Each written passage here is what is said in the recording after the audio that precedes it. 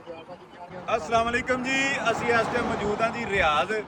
ਕੱਲ ਰਾਤੀ ਤੁਹਾਡੇ ਨਾਲ ਗੱਲ ਕੀਤੀ ਸੀ ਕਿ ਰਿਆਜ਼ ਰਾਤ ਰਹਿ ਕੇ ਫਿਰ ਅਸਾਂ ਮੱਕੇ ਜਾਣਾ ਹੈ, ਕਿਉਂਕਿ ਸਾਥੀਆਂ ਦੋਸਤਾਂ ਉੱਥੇ ਇੰਤਜ਼ਾਰ ਕਰਦੇ ਹਨ ਪਏ।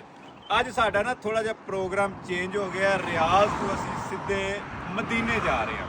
ਮਦੀਨਾ ਇਥੋਂ ਤਕਰੀਬਨ 800 ਕਿਲੋਮੀਟਰ ਤੇ ਰਾਹ ਦੇ ਵਿੱਚ ਤੁਹਾਨੂੰ ਵਹਾਂਦਿਆਂ ਜਾਵਾਂਗੇ ਮੁxtਲਿਫ ਕਿਸਮ ਦੀਆਂ ਜ਼ਿਆਰਤਾਂ, ਕਿਉਂਕਿ ਇਹ ਘੁੰਮਣ ਸਾਹਿਬ ਨੇ ਇਹ ਆਖਿਆ ਕਿ ਅਗਰ ਤੁਸੀਂ ਰਿਆਜ਼ ਤੋਂ ਸਿੱਧੇ ਮੱਕੇ ਜਾਂਦੇ ਹੋ, ਇਹ 1000 ਕਿਲੋਮੀਟਰ ਜਾਂਦਿਆਂ ਤੁਸੀਂ ਥੱਕ ਜਾਣਾ ਤੇ ਉਮਰਾ ਤੁਹਾਡੇ ਕੋਲ ਸਹੀ ਨਹੀਂ ਹੋਣਾ।